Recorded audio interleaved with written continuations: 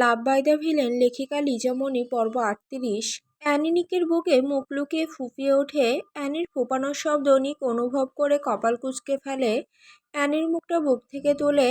Annie ঠোঁটে ঠোঁট চেপে ধরে আছে। পুরো মুখ কেমন লাল হয়ে আছে। নিক ক্ষিপ্ত চোখে তাকায় অ্যানির দিকে। কণ্ঠে কাঠিন্যতা বজায় রেখে বলে, সামান্য নরম সুরে কথা বলেছি বলে কি আমার আদেশ ভুলে গিয়েছো? নাকি আমার স্বভাব পরিচয়? বারণ করেছি না অযথা এই বালমার্কা চোখের পানি ফেলবে না।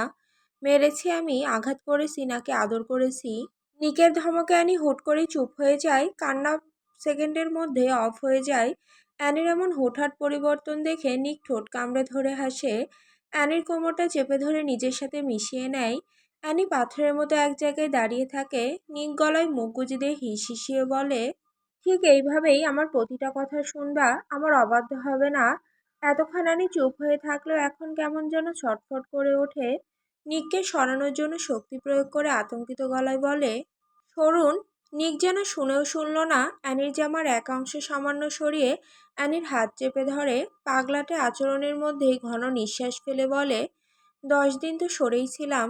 অ্যানি একদম নিকের বাহু ধরে বন্দি হয়ে পড়ে। নিকের শক্ত থাবার সম্মুখীন থেকে বাঁচার জন্য আরো ছটফট করে ওঠে। নিক বিরক্ত হয়ে কাউচের উপর বসিয়ে দেয়। এরপর সেকেন্ডের ব্যবধানে একটা হ্যান্ডকাপ দিয়ে অ্যানির হাত বেঁধে ফেলে। ওষ্ঠে ওষ্ঠ মিলাতে যাবে, ঠিক সেই মুহূর্তে অ্যানি মুখ সরিয়ে ফেলে। ভয়ে ঘাম ঝরছে তার কপাল দিয়ে, গলা শুকিয়ে গিয়েছে। হুট করে নিকের এমন পাগলাটে আচরণ বোধগম্য হচ্ছে না। উনি হঠাৎ করে এই রূপে ফিরেছেন কেন? নাবিদ ভাইকে দেখে? নাবিদ ভাই এসেছে বলে কি উনি এমন করছেন? জেলাসিতে এমন করছেন নাকি রাগ মেটাচ্ছেন, কোনটা? অ্যানিকে মুখ ফিরিয়ে নিতে দেখে নিক খ্যাপা বাঘের ন্যায় অ্যানির চোয়ালটা চেপে ধরে সামান্য চোখ রাঙিয়ে বলে, মুডটাকে নষ্ট করছো কেন এইভাবে? আবারও সাপের মতো এপিট উপিট করলে সোজা নিয়ে যাব টর্চার সেলে। হাত পা বেঁধে অ্যানি আতঙ্কিত গলায় বলে, কি কি কি করবেন? অ্যানির ভয়াতুর মুখ দেখে নিক বাঁকা হাসে, অথচ শক্ত গলায় ধীর আওয়াজে বলে, হাত পা বেঁধে কি করে বেবি গার্ল? সবারটা জানি না, বাট প্রতিবার আমি কি করি? এক কষায়ের মতো গলা জবাই করি, আর দুই শরীরের শক্তি অপচয় করার কাজ করি। Did you understand what I mean by wasting physical energy? My everything fucking baby girl. Annie আতঙ্কে সিটিয়ে যায়। নিকের চোখের দিকে তাকিয়ে শুকনো ঢোক গেলে, যা হবে সেসব পরে ভাবা যাবে, আগে সত্যিটা জানানো উচিত। অ্যানি নিকের তীক্ষ্ণ দৃষ্টিকে অনুসরণ করে নিজেও দৃষ্টি রাখে। ঠোঁট ভিজিয়ে মিহি সুরে বলে, আমার মান্থলি প্রবলেম চলছে। নিকের কপাল কুঁচকে আসে। অ্যানির দিকে এমনভাবে তাকায় যেন কোনো শিকারের দিকে তাকিয়ে আছে। অ্যানি চোখ নামিয়ে নাক মুখ খিচে রাখে। নিক অ্যানিকে ছেড়ে ঘন ঘন নিঃশ্বাস টানে। কপালে আঙুল দিয়ে ঘেঁষে শক্ত গলায় বলে, মান্থলি প্রবলেম মাসে কতবার হয় তোমার? অ্যানি আর চোখে নিখের রাগান্বিত মুখের দিকে তাকায়। সাথে সাথে চোখ নামিয়ে মিহি সুরে বলে, একবার। নিক ঘুরে অ্যানির দুইটা বাহু চেপে ধরে চোয়াল শক্ত করে চাপা স্বরে বলে, মিথ্যে বলছো? অ্যানি সাথে সাথে মাথা নাড়িয়ে বলে, না। নিক দাঁত পিষে, তাহলে 1 মাসে 2বার? সেটা কখন বললাম? নিক রাগ নিয়ন্ত্রণ করার ব্যর্থ চেষ্টা করছে, কিন্তু তবুও নিজেকে সংযত করে তীব্র ক্ষোভে বলে, ওই দিন তাহলে মিথ্যে বললে কেন? অ্যানি ভয়ে ফুঁপিয়ে কেঁদে ওঠে। নিকের দিকে এই মুহূর্তে তাকানো যাচ্ছে না, সেই সাহস তার মধ্যে হচ্ছে না। তবু বহু কষ্টে বলে, আপনার থেকে বাঁচতে। নিকের হাত শিথিল হয়ে আসে, ছেড়ে দেয় অ্যানির বাহু। সোজা হয়ে ডিভানে বসে, ছন্নছাড়া হয়ে চারপাশে তাকায়। মুখটা কেমন লালচে হয়ে গিয়েছে। ধূসর চোখ দুইটা রক্তিম বর্ণ ধারণ করে। নিক ঘন ঘন শ্বাস টেনে একদম শান্ত কণ্ঠে বলে, তোমার এই মিথ্যের জন্য আমি 10 দিন মিনারে আসিনি। জানি সান্নিধ্যে থাকলে নিয়ন্ত্রণ হারা হয়ে পড়ি, কিন্তু নিজেকে নিয়ন্ত্রণ করার ক্ষমতা গ্যাংস্টার বসের আছে। নিকের কণ্ঠ ধীরে ধীরে কঠিন হতে থাকে। কাউচটাকে লাঠি মেরে ফেলে দেয় ফ্লোরে। মুহূর্তে এক বিকট শব্দে ভেঙে টুকরো টুকরো হয়ে যায় সবকিছু। অ্যানির দেহটা সামান্য কেঁপেছে শুধু। ভয়ে থম মেরে বসে আছে। নিক অ্যানির দিকে তাকায়। দিশেহারা গ্যাংস্টার বস নিজের স্ত্রীর দুইটা বাহু সামান্য চেপে ধরে বলে, তাকাও আমার দিকে। অ্যানি তাকায় না, তিরতির করে কাঁপছে তার ছোট্ট শরীরখানা। অ্যানির এমন নীরবতা যেন নিকের রাগটাকে আরো বাড়িয়ে দেয়। প্রগাঢ় ক্ষুব্ধতা নিয়ে গর্জে ওঠে, বান্দির বাচ্চা, তাকাতে বলেছি আমি। নিকের ধমকে অ্যানির সাথে সাথে তাকায় তার দিকে। নিক শান্ত হয়ে শ্বাস টানলে অ্যানির মুখটাকে নিজের 2 হাতের মাধ্যমে আগলে নেয়। বৃদ্ধা আঙুল দিয়ে চোখের পানি মুছে বলে, মিথ্যের আশ্রয় কেন নিলে? মিথ্যাবাদীদের চরম ঘৃণা করি আমি। নিজের জন্মদাত্রীকেও বাঁচতে দেয়নি, চোখে চোখ রেখে মিথ্যে কেন বলেছো আমার সাথে? অ্যানি চোখ বন্ধ করে নেয়, নিজেকে স্বাভাবিক করতে চাইছে এই মুহূর্তে, কিন্তু সামনে বাঘ থাকলে আদৌ স্বাভাবিক থাকা যায়? অ্যানি কণ্ঠ নিচে নামিয়ে বলে, একবার তো বলেছি আপনার ভয়ে। নিক হাতের বাঁধন আরো শক্ত করে বলে, ভয় কেন পাও আমাকে? যখন আমি রেগে যাই সামলাতে পারো না আমাকে? অ্যানি অবাক হয়ে বলে, আপনাকে সামলাবো? নিজের মধ্যে থাকেন আপনি। ঠিক কতটা অমানুষে পরিণত হন সেটা যদি আমার চোখ দিয়ে দেখতেন, তবে নিজেও নিজের প্রতিচ্ছবি দেখে ভয় পেতেন। আপনি হিংস্র নিক জেব্রান, যার সাথে মোকাবেলা করার সামর্থ্য আমার নেই। আপনার স্পর্শ সহ্য করতে পারি না আমি। এই রক্তাক্ত স্পর্শে আমি শুধু ক্ষতবিক্ষত হব। আর তার থেকে বরং একটু মিথ্যে না হয় বলে ফেলেছি, কি যায় আসে তাতে? মুক্তি তো মনে হয় এই জীবনে পাবো না। যদি পালিয়ে যাই আবারও খুঁজে নেবেন, খুঁজে হয়তো আবারও চাবুক দিয়ে রক্তাক্ত করে ফেলবেন। তবে এটা ভাববেন না হাল ছেড়ে দিয়েছি, সুযোগ। অ্যানি আর বলতে পারল না, ব্যথায় গুঙিয়ে ওঠে। তীব্র ব্যথায় ছটফট করে ওঠে রমণীর ছোট্ট কায়া। নিক গলার চাপ আরও তীব্র করে দাঁত পিষে ওঠে, stop your drama my fucking girl, না হলে জবান টেনে আনবো। বাহিরে যুদ্ধ করতে করতে হয়রান হয়ে যাচ্ছি, আর তুই রুমে বসে পালিয়ে যাওয়ার ধান্দা করছিস। ধান্দাবাজ নারী, মেরে ফেলি ঠিক এইভাবে গলাটা চেপে। যদি মেরে টর্চার সেলে ফেলে রাখি একটা কাকও জানবে না, কিন্তু প্রাণে মারতে পারবো না। You are so damn addictive that my I could not even kill you, not even for my life. Nick থামে। অ্যানি ছাড়া পাওয়ার জন্য নিকের সাথে এক প্রকার যুদ্ধ লেগে যায়। নিক অ্যানির হাতটাকে শক্তভাবে পিছন দিয়ে পেঁচিয়ে ধরে বলে, কেন সৃষ্টিকর্তা তোকে এই ব্রহ্মাণ্ডে পাঠালো? আর কেন আমাকে এতটা উন্মাদ করলো তোর প্রতি? প্রতি সেকেন্ড ন্যানো সেকেন্ড আতঙ্কে থাকি শুধুমাত্র তোকে নিয়ে। যে গ্যাংস্টার বস নিক জেব্রান দীর্ঘ বছরের পর বছর নেকড়ের সাথে যুদ্ধ করে অন্ধকুঠুরিতে কাটিয়েছে, সে আজ ভয় পাচ্ছে। দীর্ঘ 2.5 বছর ধরে তীব্র দহনে জ্বলে পুড়ে মারছিস আমাকে। ড্রাগস হয়ে উঠেছে আমার নিত্যদিনের সঙ্গী। আমার ছন্নছাড়া অগোছালো জীবনে এসে আরও তছনছ না করলেও তো পারতিস। অ্যানি ব্যথায় কান্না করে ওঠে। নিক ছেড়ে দেয়। অ্যানি যেন জীবন ফিরে পেয়েছে, পানির প্রয়োজন এই মুহূর্তে। নিক নিচের ঠোঁট কামড়ে ধরে শক্তভাবে, এমনভাবে ধরেছে যে সাথে সাথে তরল রক্ত গড়াতে থাকে। অ্যানি সেদিকে তাকিয়ে আঁতকে ওঠে। দিশেহারা রমণী আতঙ্কিত গলায় উচ্চারণ করে, নিক, আপনার ঠোঁট থেকে রক্ত গড়িয়ে পড়ছে। দ্বিতীয়বারের মতো অ্যানির মুখে নিজের নাম শুনে গ্যাংস্টার বসের কি হলো বোঝা গেল না। ঠোঁট ছেড়ে দিয়ে অদ্ভুতভাবে হাসল।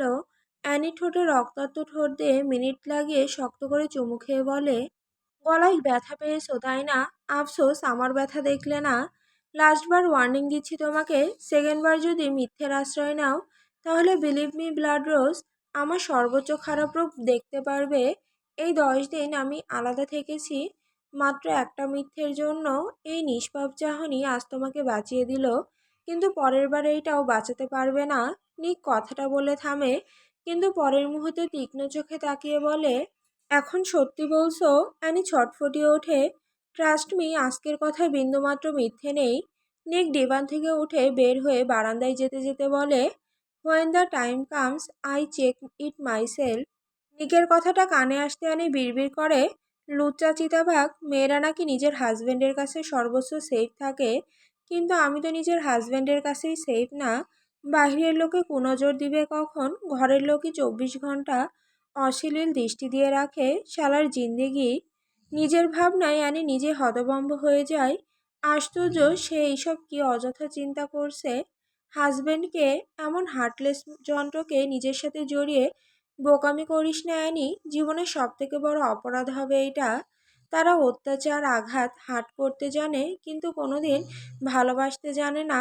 পুরো পৃথিবী না জানুক, কিন্তু তুই জানিস ঠিক কতটা অন্ধকার আছে প্রতিটি লোকের ভেতর। তারা খারাপ, দয়ামায়াহীন। তার থেকেও বড় অন্ধকার হলো অশুভ পাপাচারে লিপ্ত গ্যাংস্টার বস। অ্যানি ভাবনার মধ্যেই ডিভানে হেলান দিয়ে চোখ বন্ধ করে ফেলে। নিক বারান্দায় এসে রিমোটের মাধ্যমে প্রতিটা কাগজ তুলে দেয়। মুহূর্তেই দিনের আলো প্রবেশ করে বিশাল বেলকনির কানায় কানায়। নিক রুমের দিকে এক পলক তাকিয়ে রুমের সামনে কালো পর্দাগুলো টেনে দেয়, এমনভাবে টেনে দেয় যাতে রুমে সামান্য আলো ঢুকতে না পারে।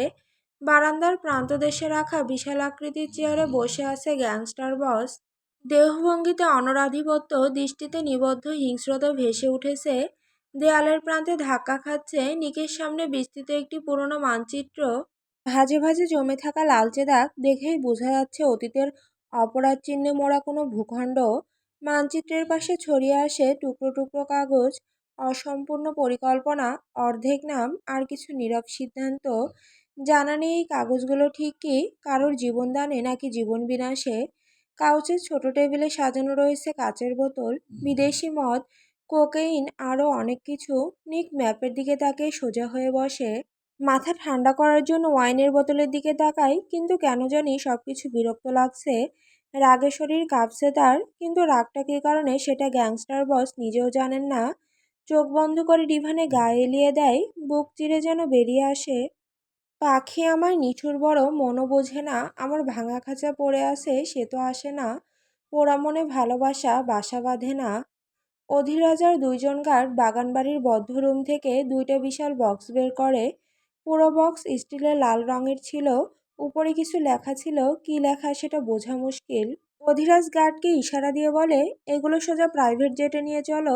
বস বলেছে 1 ঘন্টার ভেতর যাতে সব থাকে সেখানে। উনি রাতে সব চেক করবে। আরিশ স্যার দেশে আসলেই বাকি কাজ করা হবে। গার্ড মাথা নাড়িয়ে বক্স দুটো নিয়ে চলে গেল। অধিরাজ কাউচের ওপর থেকে গ্লাস নেয় পানি খাওয়ার জন্য, কিন্তু আচমকা কেউ গ্লাসটা হাত থেকে টেনে নিয়ে যায়। অধিরাজ দাঁত পিষে তাকায় সেদিকে। নাজলি বাহিরের দিকে তাকিয়ে বলে, বক্সে কি ছিল এইসব? অধিরাজ বিরক্ত হয়ে বলে, সেটা না জানলেও চলবে। কেন জানবো না? নিশ্চয়ই কোনো মানুষ নিয়েছেন, তাই না? মানুষ নেওয়ার হলে এইভাবে লুকিয়ে নিতে হবে না। গাড়িতে ঢুকাবো আর টর্চার সেলে নিয়ে গলাটা আলাদা করব, ব্যাস কাহিনী খতম। নাজলি ঘৃণায় নাক মুখ কুঁচকে ফেলে। কি নিয়ে গিয়েছেন তাহলে? বিভিন্ন অস্ত্র আর ড্রাগস। ড্রাগস নিবেন? সামান্য নিবেন, 10 দিন অজ্ঞান হয়ে থাকবেন। বললে এনে দিতে পারি। নাজলি শক্ত দৃষ্টিতে তাকায়। অধিরাজ পানির গ্লাসটার দিকে এক পলক তাকিয়ে বিরক্তির নিঃশ্বাস ছাড়ে। পানি পান করার প্রয়োজন মনে করল না। চলে যেতে যাবে এমন সময় নাজলি কথায় কপাল কুঁচকে ফেলে। ক্রিমিনাল বেডা কোন গুহায় ঢুকেছে বলতে পারবেন? অধিরাজকে এভাবে তাকিয়ে থাকতে দেখে নাজলি চোখ ছোট করে বলে, নিজের স্যারকেই ভুলে গেলেন?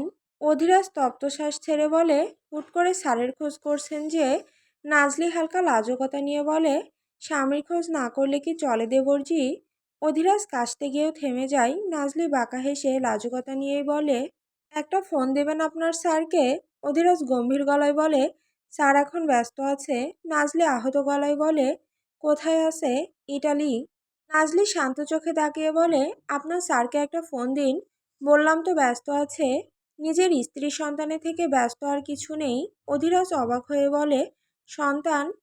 নাজলি সামান্য কেশে নিজেকে স্বাভাবিক করে নেয়, মাথা নিচু করে বলে, আপনি চাচ্চু হতে চলেছেন অমাবস্যা সাহেব, আর আপনার স্যার বাবা। সংবাদটা পাঠানোর জন্য মরিয়া হয়ে আছি, একটু ফোন দিন না। অধিরাজ কথা বলতেও ভুলে যায়, হাঁ করে তাকিয়ে থাকে নাজলির দিকে। স্যারকে মেয়ে দিয়েছে শত্রুদের হাত থেকে বাঁচাতে, অথচ স্যার মেয়েটাকে নিজের বাচ্চার মা বানিয়ে দিয়েছে।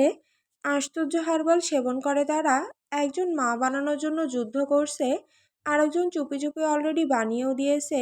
আর এদিকে আমি এক হতভাগা, কাজের চাপে নিজের না হওয়া বউটার সময় পর্যন্ত নিতে পারছি না। সৃষ্টিকর্তা, তুমি বিচার কইরো। অধিরাজ কেমন হাঁ হয়ে দাঁড়িয়ে থাকতে দেখে নাজলি ঠোঁট চেপে হাসে। আহত গলায় বলে, কি হলো অমাবস্যায় ঢেকে যাওয়া দেবরজি? ফোন দেবেন না নিজের স্যারকে? অধিরাজ পকেট থেকে ফোন বের করে, আরিশের নম্বরে ফোন দিয়ে মোবাইল এগিয়ে দেয়। নাজলি ফোনটা হাতে নিয়ে বিড়বিড় করে বলে, তোর জীবনটাকে আমি জ্বালিয়ে মারবো ক্রিমিনালের বাচ্চা।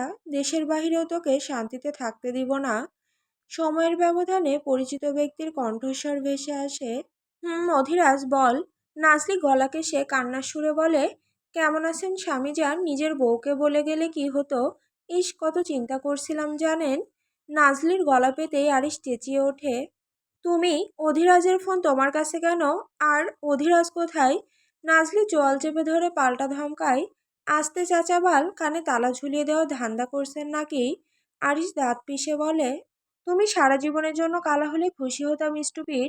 আরিশ রাগে ফোনটা কাটবে তার আগেই নাজলি লজ্জা নিয়ে বলে, নিজের সন্তানের মায়ের সাথে কেউ এইভাবে কথা বলে? আরিশ কপাল কুঁচকে বলে, সন্তানের মাকে আর সন্তানকে? নাজলি ওড়না দিয়ে মুখ ঢেকে বলে, সন্তান আমার পেটে আর আমি আপনার সন্তানের মা। আরিশ বসা থেকে দাঁড়িয়ে যায়, আবারও চেঁচিয়ে ওঠে, হোয়াট, পাগল হয়ে গিয়েছো তুমি? আমি মা হতে চলেছি, খুশি হননি আপনি? আরিশ জল শক্ত করে ধমকে ওঠে, just stop it fucking girl. এইসব কথা বলার দায়ে সামনে থাকলে খুন করতাম। আমি তোমার সন্তানের বাবা হতে যাব কেন? নাজলি ভাঙা গলায় বলে, যেভাবে আমি মা হয়েছি। আরিশ ধমকে বলে, মিথ্যে অপবাদ দিলে খুন করব। একবারের জন্য কাছে যায়নি তোমার, সন্তান আসবে কোথা থেকে? নাজলি ফুপিয়ে ওঠে, মিথ্যে কেন বলছেন? চুমু খাননি আপনি আমাকে? সামান্য চুমু খেলে কেউ প্রেগনেন্ট হয়ে যায়? লাইক সিরিয়াসলি তোমাকে? আরিশকে সম্পূর্ণ কথা বলতে না দিয়ে কান্না করে বলে, আপনি এই সন্তানকে অস্বীকার করতে পারেন না হাফ লেডিসের বাপ। এটা আপনার ভালোবাসার অংশ, আপনার অস্তিত্ব সে। তাই তেমন হাফ লেডিস। সেও আপনার মতো ঝগড়ুটে হবে মেয়েদের মতো। কোনো এক রাতে আপনার করা পাগলামির অংশ সে। আপনার হয়তো খেয়াল নেই, একদিন রাতে কিসুমিসু হয়েছিল, ভুল করে চলে আসে আমার গর্ভে। আপনাকে জানাবো না ভেবেছিলাম, অথচ প্রেগনেন্ট হয়ে যায় না চাইতেও। আপনি অস্বীকার করলে আমার মরণ ছাড়া কোনো উপায় নেই আক্কাসের বাপ। দেয়ালে মাথা ঠুকতে হবে স্বামী যান, আপনি মেনে নিন, আপাতত রাখছি। কান্নার জন্য কথা বলতে পারছি না, নিজের খেয়াল রাখবেন, পারলে বাচ্চার জন্য একটু দোয়া করবেন। নাজলি আরিশকে কিছু বলতে না দিয়ে ফোন কেটে দেয়। অধিরাজের কাছে ফোনটা দিয়ে কান্নার অভিনয় করতে করতে রুমের ভেতরে চলে যায়। আগুন একটা লাগিয়ে দিয়েছে, এখন সে আগুনে চিন্তিত হয়ে জ্বলে পুড়ে ছাই হবে ক্রিমিনালের বাচ্চা। এদিকে অধিরাজ আহাম্মকের মতো দাঁড়িয়ে আছে। নাজলির মুখে বাচ্চাদের নাম শুনে হতভম্ব সে। মেয়েটার কান্না কিছুটা খারাপও লাগলো। এদিকে আরিশের ফোন বাজছে। অধিরাজ ইচ্ছে করে ফোন রিসিভ করেনি, যা হবে সামনাসামনি হবে। দিয়েছিল হেফাজতে রাখতে, অথচ এক চান্সে মা বানিয়ে দিয়েছে। আশ্চর্যজনক হারবাল খায় তাহলে। রাস্তার এক প্রান্তে ব্যস্ততা নিয়ে দাঁড়িয়ে আছে রমণী, চারপাশে কোলাহল উপস্থিতি ঢেকে রাখলেও তার দৃষ্টি বারবার ছুটে যাচ্ছে দূরে সেই নির্জন বাড়িটির দিকে। চোখে জমে উঠেছে একরাশ অস্থিরতার ছায়া, প্রতিটি ক্ষণ অপেক্ষার ভারে তাকে আরো দিশেহারা করে তুলছে। কারো আগমনের আশায় স্থির দেহটাও যেন ভেতরে ভাঙতে থাকা এক নীরব উৎকণ্ঠা হয়ে উঠতে চাইছে। রমণীর কাছে মনে হচ্ছে সময় থেমে যেন আছে, আর সে একাই দাঁড়িয়ে আছে প্রতীক্ষার নিষ্ঠুর প্রহরে। টানা 40 মিনিট পর দেখা মিলল কাঙ্ক্ষিত মানুষটিকে। খুশিতে প্রফুল্ল হয়ে ওঠে নারীর মন মস্তিষ্ক। ইচ্ছে করছে এক দৌড়ে গিয়ে পুরুষটিকে জড়িয়ে ধরতে, আর বুকে মুখ লুকিয়ে অভিমানী গলায় বলতে, এত কাজ তোমার রাজ, একটু খোঁজ নেওয়া যায় না? রমণী কথাটা মনে করে অভিমানে মন ভার হয়ে ওঠে। পুনরায় অধিরাজের দিকে তাকাতেই দৃষ্টি মিলল তার। অধিরাজ যেন প্রচুর অবাক হয়েছে নিজের প্রেয়সীকে এই মুহূর্তে এখানে দেখে। দৃষ্টিতে মিলন ঘটলেও দীর্ঘক্ষণ তৃষ্ণাত দৃষ্টি বিনিময় ঘটল না।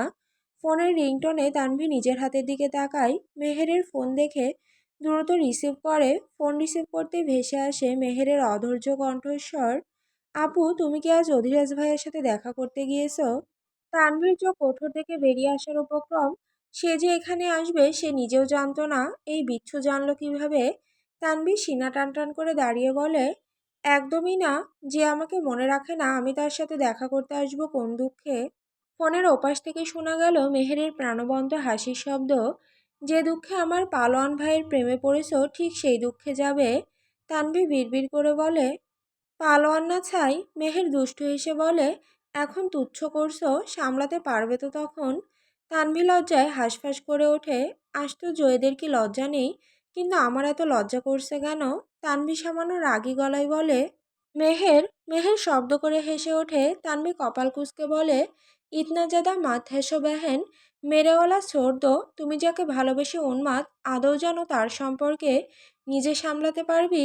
মেহেরের হাসি থেমে যায়। তানভি ঠিক বুঝতে পারছে ঠিক জায়গায় মেডিসিন দিয়েছে। মেয়েটা এখন লজ্জায় মরে যাবে। তানভি দীর্ঘশ্বাস টেনে নিঃশব্দে হাসলো। চোখ তুলে দেখে অধিরাজ তার দিকে এগিয়ে আসছে। লোকটা কি এতক্ষণ দাঁড়িয়ে তাকেই পর্যবেক্ষণ করলো নাকি? তানভি গম্ভীর গলায় বলে, কেন ফোন দিয়েছিলি? মেহের শান্ত গলায় বলে, আপু, আমি মিনারে যেতে চাই আবার। তানভি অবাক হয়ে বলে, তুই পাগল মেহের? আরিশ ভাইয়া নেই এখানে, ওনার অনুপস্থিতিতে তুই বাইরে বের হওয়া বিপজ্জনক। শান্ত হও আপু, আরিশ ভাইয়া নেই কিন্তু অধিরাজ ভাইয়া আছে, তুমি ওনাকে বোঝাও প্লিজ। আমি কিভাবে বোঝাবো? আপু, আমি জানি তুমি আজ দেখা করতে গিয়েছো, সেজন্য তোমাকে ফোন করলাম।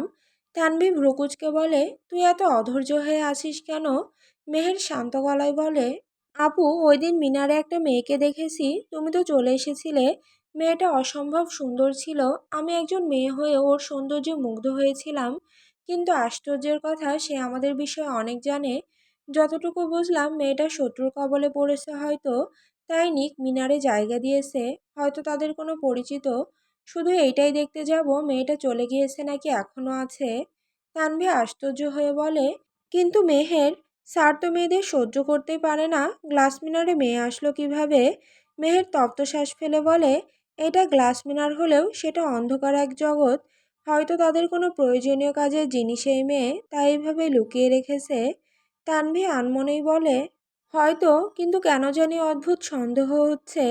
অধিরাজ ততক্ষণে চলে আসে তানভীর সামনে। তানভি মেহেরের উদ্দেশ্যে বলে, তোর সাথে পরে কথা বলছি, আর এই বিষয় নিয়ে আলোচনা করে দেখি রাজি করাতে পারি কি না।